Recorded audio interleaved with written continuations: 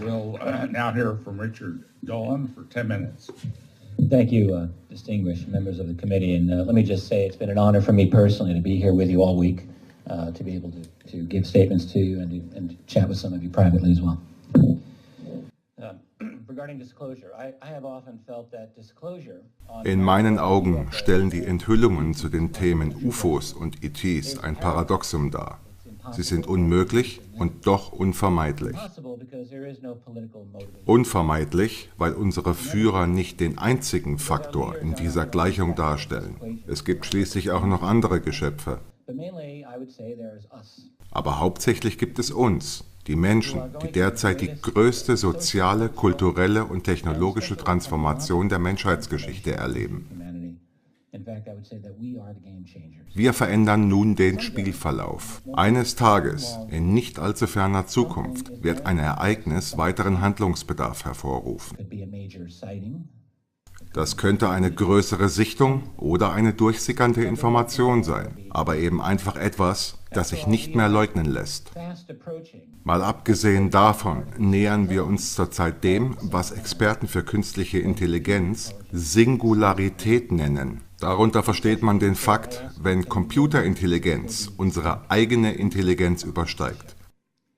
Glauben wir wirklich, in einer derartigen Zukunft bei diesem Thema neutral bleiben zu können? Irgendetwas wird den Präsidenten zum Handeln zwingen. Er oder sie wird schließlich die lang erwartete Pressekonferenz abhalten und dabei die Bombe platzen lassen. Er wird dann etwas sagen wie zum Beispiel: Ich wurde vom Nationalen Sicherheitsrat unter Führung unserer Geheimdienste darüber unterrichtet, dass etwas Wahres an dem UFO-Phänomen ist, dass manche UFOs tatsächlich physische Fluggeräte sind, die von keiner auf Erden bekannten Zivilisation hergestellt wurden. Natürlich ist das diese Art Statement, die viele Verfechter der UFO-Enthüllungen gerne hören würden. Doch die wirklich wichtige Frage lautet: Was kommt jetzt? Denn daraus würden sich viele weitere Fragen entwickeln. Ganz oben auf der Liste der Fragen wird stehen: Wer sind diese Wesen und was ist ihre Agenda?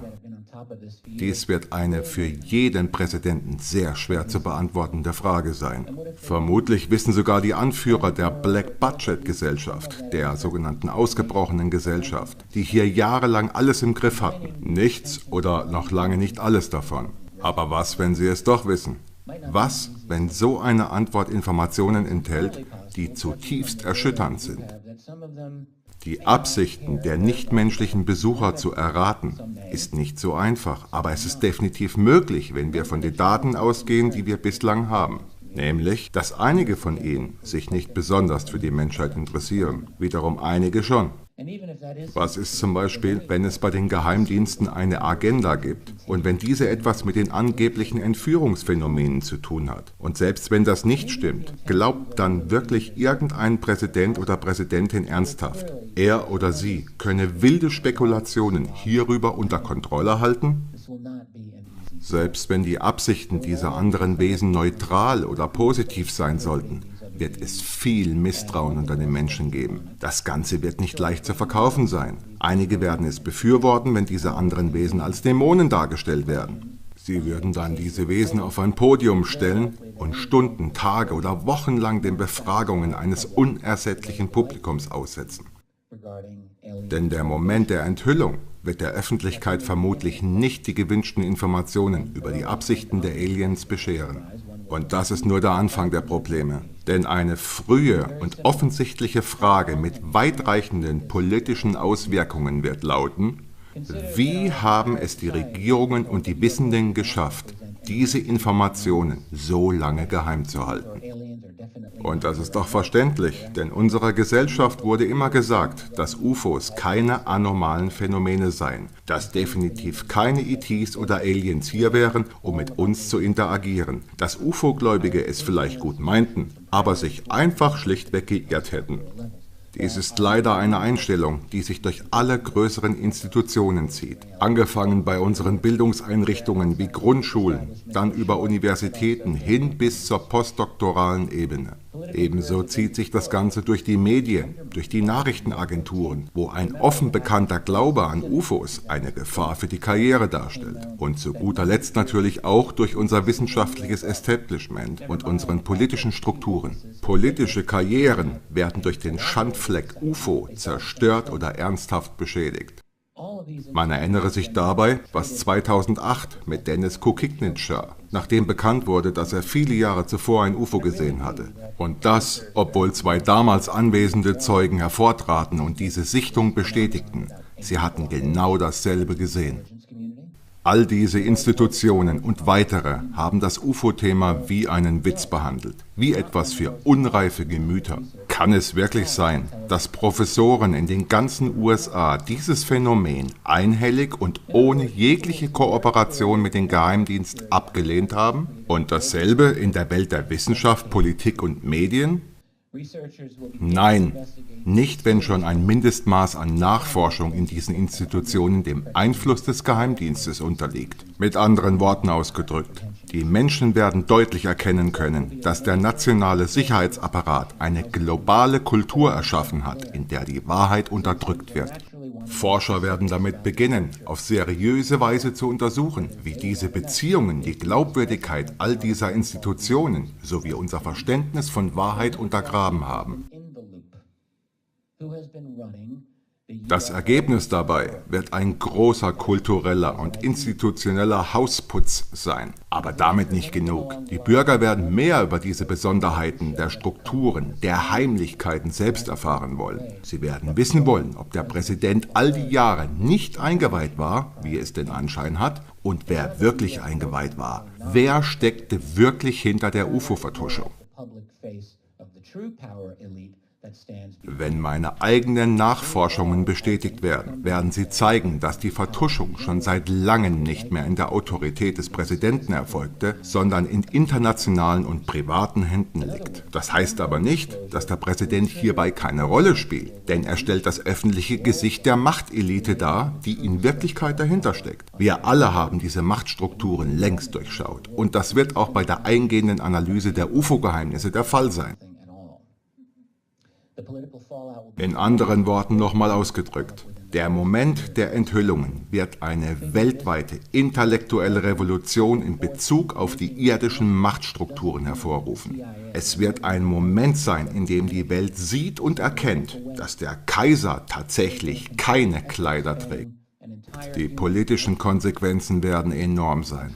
Und innerhalb des ersten Jahres nach den Enthüllungen wird ein gewaltiger Kampf entbrennen. Nur weil der Präsident zu einer Ankündigung gezwungen wurde, bedeutet dies nicht gleichzeitig, dass der CIA und der Geheimdienst sich einfach zurückziehen werden.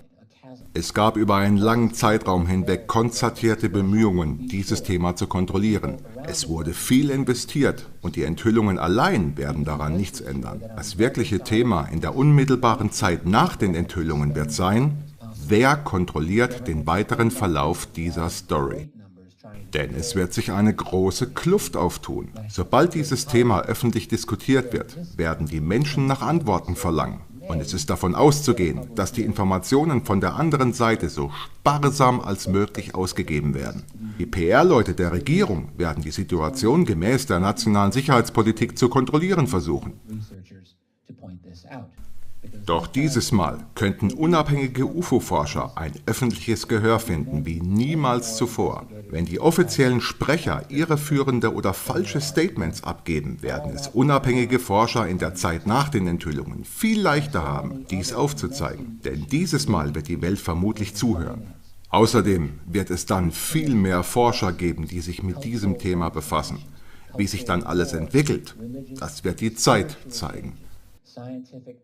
Es gibt noch so viele andere Probleme hinsichtlich globaler Finanzen, Energie, Wahrheitskommissionen, Gerichtsfälle, kulturelle Transformationen, Kulturkriege, religiöser, spiritueller Wandel, wissenschaftliche Paradigmenwechsel und geopolitische Veränderungen, über die wir uns hier auf unserem Planeten der Herausforderung der anderen stellen können, aber auf koordinierte und hoffentlich logische Art und Weise. Eine Weise, in der die Fragen aller Menschen beantwortet werden, anstatt nur jene einer kleinen Elite.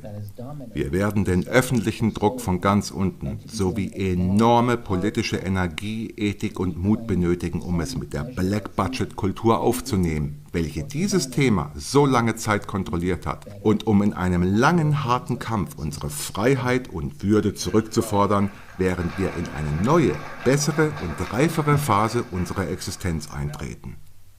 Vielen Dank. Tja, Freunde der Wahrheit, das war wirklich harter Tobak. Meiner Meinung nach eine echt hammerharte Rede. Ich hoffe, meine Synchronisation hat euch gefallen. Bis zu meinem nächsten Clip, euer EF. Es gibt schließlich auch noch andere Geschöpfe. Aber hauptsächlich gibt es uns, die Menschen, die derzeit die größte soziale, kulturelle und technologische Transformation der Menschheitsgeschichte erleben. Wir verändern nun den Spielverlauf. Eines Tages, in nicht allzu ferner Zukunft, wird ein Ereignis,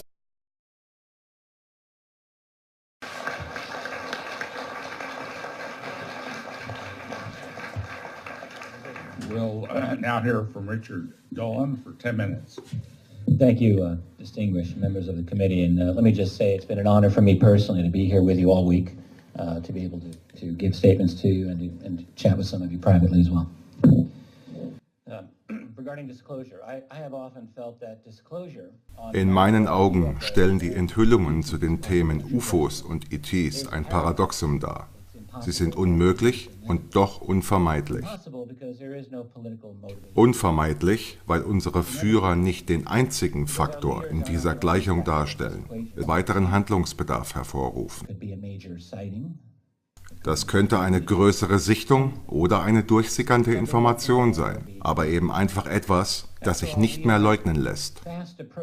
Mal abgesehen davon nähern wir uns zurzeit dem, was Experten für künstliche Intelligenz Singularität nennen. Darunter versteht man den Fakt, wenn Computerintelligenz unsere eigene Intelligenz übersteigt. Glauben wir wirklich, in einer derartigen Zukunft bei diesem Thema neutral bleiben zu können? Irgendetwas wird den Präsidenten zum Handeln zwingen. Er oder sie wird schließlich die lang erwartete Pressekonferenz abhalten und dabei die Bombe platzen lassen.